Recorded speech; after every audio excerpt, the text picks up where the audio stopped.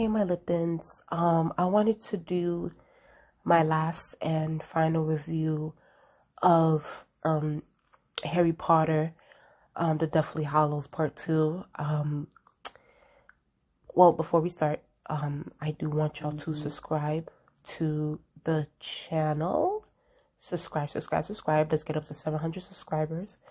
Also have a new video up about the MCU and what's going on over there, so you guys go give that video a watch and tell me what you guys think in the comment section below. But let's get back to this review.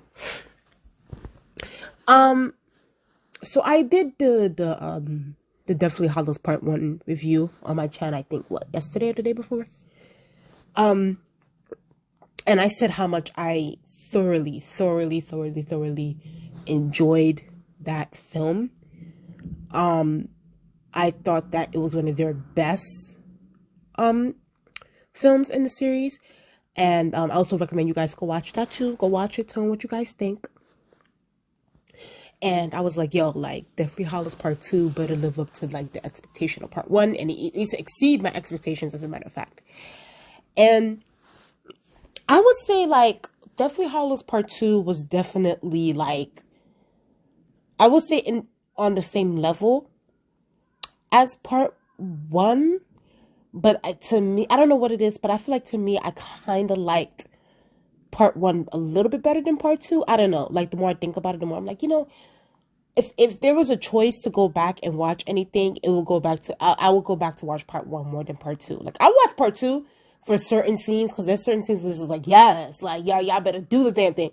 But it's like, if I'm going to watch the film thoroughly, I will watch Part 1 again. I don't know, this, like, I like that feeling of just like, I don't know, I think Harry Potter, the Deathly Hallows Part 1 gave me a vibe of like, have you ever watched Logan? That Wolverine movie, Logan? That's the vibe it gave me for some reason. I don't know, that's just the energy that it gave me. But I also really liked Part 2. First of all, that dragon scene, y'all. I don't know, now anytime I see dragons and stuff, I'm just like, oh my god, Targaryen, oh my god, Game of Thrones. So like when Hermione, Ron, and Harry, when they got to the dragon scene, and they started riding that goddamn dragon and once that dragon opened that mouth to burn them fucking, them goblin, whatever, them midgets, I was like, but Dracarys, okay? Stop playing with me, Dracarys. I was like, burn them all! In my Mad King voice. I was like, burn them all. Like, get them out of here. Like, they really try to play in your face. So, like I said, all of the performances, like I said, Hermione, Daniel Radcliffe, Emma Watson, Rupert Grint, like, amazing performances. Alan Rickman, amazing performance. The guy that played Voldemort of Ralph Fiennes, is his name Phineas? Great as Voldemort. Like, I think even me, I sort of forgot how, like, even as a kid, I was extremely scared. Here's my thing though. I wish they could sort of like should have showed in the movie. I wish I could have at least showed like how like Voldemort's fucking face. Like, how did he become, like, it's like, I understand, you know, with the dark magic and getting into that bullshit, it sort of ruined his being. And he's always like, especially like, I think definitely in Part 1, they discussed it a little bit. Even in the Half-Blood Prince, they discussed it a little bit, how like, Tom Riddle, like how he was as a child, and Dumbledore recruiting him to come to Hogwarts. And like, he always had this sort of like dark energy within him. And honestly, that kind of made me like go down a YouTube rabbit hole to see like Tom Riddle's this like upbringing. I'm like, how the hell, like, what environment was he brought into that he's just feeling this way at a young age? Like, it's giving very much so serial killer tease at a young age. And I found this one channel, I forgot what it's called, hopefully I can, you know, but like, you know, they discuss Voldemort's upbringing and how Voldemort's mom used a love potion to Voldemort's father Thomas Riddle. And so because of that love potion, like, it wasn't, like, that same sort of emotion wasn't transferred to Voldemort. And that's why he is the way he is at this moment. And then the mom passing away after she just gave birth to Voldemort. And it just became a whole thing. I still need to watch the whole thing. I didn't finish it, but I just wanted to see, like, in the beginning stages, like, how was he, like, who is his mother, who is his father? Like, yes, we know their names, but it's like they don't go into detail about, like, how, like, he became the way he was, is what I'm trying to say. Like, especially, listen, and I'm going on a little tangent, like, anything having to do with, like, these, like serial killers, or, like, because y'all know me, I'm also, like, a true crime kind of junkie. You know, I watch my ID Discovery. But it's like, when I be watching these documentaries on these serial killers, like the Richard Ramirez's and the John Wayne Gacy's and the Ted Bundy's, I'm like, yo, in my mind, I'm be thinking, like, who gave birth to these people? It's like, I want to know what their environment was growing up. Like, did their environment shape them to be who they are right now at this moment? That's just me. That's how I feel about Voldemort. Throughout this whole series, because I'm just like, to me, I'm just like, bro, just, like, you're that, by a prophecy, you're that pressed over a prophecy that you just going over here fucking willy-nilly trying to kill a young boy. Like, you don't got anything better to do? Like, tired. But yeah, like, I enjoyed that scene. The dragon scene. So I actually did think, and I said it because you know, it's been a long time since I watched Harry Potter, but I remember in the first Deathly Hallows part 1 review, I said that, I don't think Dumbledore is actually dead. I think that him and Snape made a plan. And it was true, they did made a plan, but the plan was to actually the plan was Dumbledore actually did want Snape to kill him. So Dumbledore definitely didn't come back to life. So I was wrong in that. Also, side note, I don't know what it was, but I felt like Snape, was it just me, or did I feel like Snape was wearing some eyeshadow in this movie? Like, there was parts of him, I'm like, he's got a little bit of makeup on. Like, what's going on here? I know they wear makeup, but it's like he looked like he was wearing a little bit of dark eyeshadow on. Maybe I need to go back and watch that, because I was like, yeah. But yeah, speaking of Snape, you know, they get, and thank God, I'm actually happy they get into, spoilers. Voldemort, so mind you, Voldemort, he's struggling too. Like, even though Voldemort is strong and he is powerful, but he is a force to be reckoned with, but he's also was struggling a lot, especially having to do with, the wand that he retrieved from Dumbledore's grave. So it was difficult for Voldemort to really keep in control of the wand, because first of all, he's not the master of the wand, you know, and Voldemort was basically like, listen, like, the person that disarmed Dumbledore is the one that has true control and true power over the wand. So Voldemort thinking that, you know, Snape is the one that killed Dumbledore, so therefore he's the one that disarmed Dumbledore with the wand, so therefore he needs to go and kill Snape. So Snape ends up killing, oh my god, Voldemort ends up killing Snape, right? Slices him up, and then that fucking python, I was so happy. I'm gonna get to it too. That fucking python, that snake, came in there and just was chewing the fuck out of Snape's neck. Like, he was chewing. So they leave, Harry comes in, Harry takes Snape's tears, and to go through Snape's mind and to see, like, what happened here, what's going on. So he takes Snape's tears, he goes into the little vial thing, like the holy water thing, puts the tears in there. Harry puts his head in there to see what's going, because he did see Snape's mind in the like 2 movies ago, but he really wanted to get into some things. So Harry saw his father in a different light when he looked into Snape's mind back in the Order of the Phoenix. So he was like, listen, I need some more tea. I need to go know what's going on. So he goes into Snape's mind, Snape's memories, actually. So Professor Snape, you know, it shows how in the beginning, how, like, he knew Harry Potter's mom, like, when they were children. And, you know, Harry Potter's mom and Snape were friends. You know, they were cool. But I think Harry Potter's mom never saw Snape as, like, a more than... She just saw him more as a friend, and that's it. So, basically, as time went on, he also met James Potter, who is the father of Harry Potter. And they were all kids. They were all in Hogwarts. James Potter ended up, becoming a bully. And I see, listen, don't get me wrong. Bullying is bad. Like, I don't like bullying and stuff like that. People are like, oh, this is why. Oh, yeah, y'all need this. This is why Harry sees his dad and different. Listen, people, listen, at the end of the day, I do believe in redeeming qualities of people. I do believe in... There was even a time, y'all, even for me, there was a time where I was somewhat of a mean girl growing up, and it's like, I changed my ways. So it's like, me to give people grace, that's just that. And I'm not excusing, James Potter's behavior at that time, because I think that, you know, he should have been held accountable for his bullying behavior. But yeah, so, you know, James Potter was really, you know, he was being a bully. He was being a brat, towards Snape and stuff like that. And then as they get older, Snape tells Dumbledore, like, yo, you know, the Dark Lord Voldemort is like, you know, wants to go and kill Lily, James, and the baby. Like, you need to go and protect them.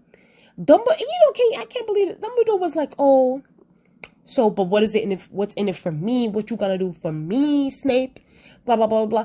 And I'm looking at Dumbledore. I'm like, Dumbledore, hello, these are your students. I mean, former students, whatever. Like, and this is another former student that's going over there to kill your other former student. So you need to do something about this. And then basically trying to bargain, trying to strike a deal. So it doesn't work because I guess Dumbledore didn't do a good enough job trying to protect Lily, James, or Harry for that matter. Dumbledore slays James, slays Lily, tries to go after Harry Potter, doesn't succeed. And then, you know, they end up dying. And then Snape tells Dumbledore, he was like, listen, why, like, you told me you were going to protect them. You were going to protect Lily more specifically. Why didn't you protect her? And then Dumbledore was like, oh, you know, the same faith you had in them, the same faith you had in me, blah, blah, blah, blah, blah. I don't know what kind of excuse that was. So then, and then Dumbledore was like, oh, we gotta go protect the boy. So then Snape was like, listen, like, the Dark Lord is gone. Like, there's nothing to protect. And then Dumbledore was like, oh no, he's gonna come back. You know, we gotta do something. And, you know, Dumbledore was like, oh, you know, I'm gonna make sure I keep your secret that you were in love with Lily Potter, but we gotta make sure we protect this boy. So then, as time goes on too, fast forward, before Snape murders Dumbledore, Dumbledore and Snape had a secret meeting, and Dumbledore tells Snape, like, listen, like, before, you know, anything, before the Dark Lord comes, there's something that Harry needs to know. So Snape was like, what happened? So Dumbledore was like, yo, like, years ago when Voldemort came to kill Lily and James, and, you know, he wanted to kill, and, you know, he was about to kill Harry and wasn't successful at it. A piece of Voldemort, his soul, I guess, or spirit, whatever, went inside Harry that particular night. So, so Snape basically was just like, so a piece of him went inside Harry. So then Snape was like, so basically what you're trying to tell me is, in order for Voldemort to go down, that means that Harry has to die. So Dumbledore was like, well, yeah. So then Snape was looking at this man. I was looking at this man like, so you mean to tell me we took this boy, this small baby, this infant, we put him in a house, you know, we try to protect him. He gets older to like 16, 17, maybe 18 years old. So you raise this boy up to 18 just to say, like, oh, now he needs to be sacrificed, he needs to be killed. So it's like a pig for slaughter. Like, you just raised him just to kill him. And then Dumbledore's gonna go be like, oh, what you trying to say? Like, now all of a sudden you have feel, now all of a sudden you care for the boy. And I'm like, yeah, bitch, don't you care for the boy? In a way, I'm kind of looking at Dumbledore in a really bad light. Like, it's kind of like, Dumbledore, don't you care about Harry? Like, it's like, you're not trying to find no loopholes. You're not trying to find no other ways to protect him. It's just like, oh no, yeah, well, he has to go. After so many years of trying to getting to know him, after so many years of him being in Hogwarts, he looks up to you, and now you're saying that, oh, well, he needs to die. And instead of you trying to find ways to protect him, instead of you protecting him to begin with, when the Dark Lord was going after Lily and James and Harry, like, that really, really rubbed me the wrong way. And honestly, I'm surprised Harry Potter wasn't more heartbroken about that, honestly. Maybe it was hard to process, I don't know, but that was really, really sad. But so yeah, so Harry was just basically like, at this point, I know what to do. I need to sacrifice myself, because it's like, I can't have any more people die for me. At the end of the day, one of Ron's brothers died. So many people have died so far. I need to put an end to this. He goes to Voldemort and his army. He's like, listen, I'm here. Strike me down. Okay? Voldemort strikes it. And then all of a sudden, strikes Harry. You think that Harry dies. And all of a sudden, he's in this little... in a way, that part was kind of corny to me, too. I'm like, oh my gosh. It's like, I hate when they like, a character be dying and all of a sudden they're like, everything is just white. Is that trying to pretend like they're about to get into heaven or something. I'm like, oh my God, this is so cliche. So yeah, then Dumbledore came up, giving him a little pep talk. I still don't know. So it's like, did he, like, when Voldemort struck him, did he take his heart, a piece of him out? Like, how did he come back to life? Like, that's the part I didn't understand a little bit. Maybe y'all can explain it to me in the comments. But yeah, I didn't understand that part. So now everybody's thinking that Harry Potter is dead. Ginny is also pretending, being heartbroken. Mind you, when she came over there talking about, who is that in his arm, in Hagrid's arm? Oh, it's Harry Potter. Harry Potter is dead. And then freaking, Ginny was like, ah! And then Voldemort was like, took out that one. He was like, girl, you don't shut the hell up. And she shut up right away. I'm like, yeah, girl, that's how you know you and Harry's chemistry is not on its way. Because I would have not shut the fuck up. I would have kept on crying and screaming and hollering at that moment. But whatever. So, yeah, so Voldemort, he's like, listen, y'all need to join my team. He was talking to Neville and all them. Y'all need to join my team. Neville gives a cute little inspirational speech, okay? And then by next, Harry Potter gets up out of Hagrid's arms and is like, was pew-pew-pewing that snake. He jumps over. They're going at it. Oh my gosh. They're trying to kill that freaking snake. And to me, I was just like, bro, if y'all don't kill this freaking snake, I'm sick of this goddamn snake. Just going around, just noggin. Okay? Kill this freaking snake. I swear to God, when Neville took that, in a way, I'm not even going to hold you. I'm not going to hold you. I kind of wish that it honestly should have been Harry. And this is why, a lot of these critics sort of downplay Harry Potter. Like, a lot of times people feel like it's like Harry Potter and Friends, or like they feel like the other characters are being were more like of a importance or felt more powerful than Harry Potter. Because I feel like there are times where it's like certain scenes where it's like it looks like the power scenes. That should have been Harry doing those scenes. And I felt like in this particular scene, yes, with obviously the Voldemort, the final battle, but Harry should have been the one to slay that snake. I don't know how, but Harry should have been the one to take that freaking sword and slay that motherfucking thing. Okay? Instead of Neville. Personally, for me, I think so. So yeah, so that messed up Voldemort a lot. So then Voldemort and Harry, they start tussling. They jump off the castle. Voldemort is pulling the fuck out of Harry Potter's scalp. Just wham, wham, wham. And then they do that one final wand thing. Voldemort is weak as hell. All the Horcruxes, whatever you want to call it, is broken, is vanished. The snake has died. Voldemort is fucked up. That one final battle, when he snapped that wand out of Voldemort's hand, Voldemort ends up like disintegrating. Like, he just ends up like going into ash and was like gone. I was like, yeah, bitch, bye. The way that you like you, in a way, I don't know what it is. Like Voldemort is giving me pharaohs from like the prophet Moses story or something. Like he gives me pharaoh. It's like he's just going after like Harry Potter. You did all of this. You did all this destruction over a prophecy. It's like go by over it. You don't put this little boy, since he was young, since he was a baby, you've been going after this boy. You killed his parents. You did so much bullshit. You traumatized him. You traumatized his friends. You traumatized the kids at the school. Goodbye. Good riddance. You will not be missed. Okay? So, you know, and honestly, it really, and of course, you know, they got to show the parts where, you know, Harry gets married to Ginny and, you know, Hermione and all the kids. I'm like, yeah, whatever. Okay, that's nice. But other than that, I thought to myself that this was a great,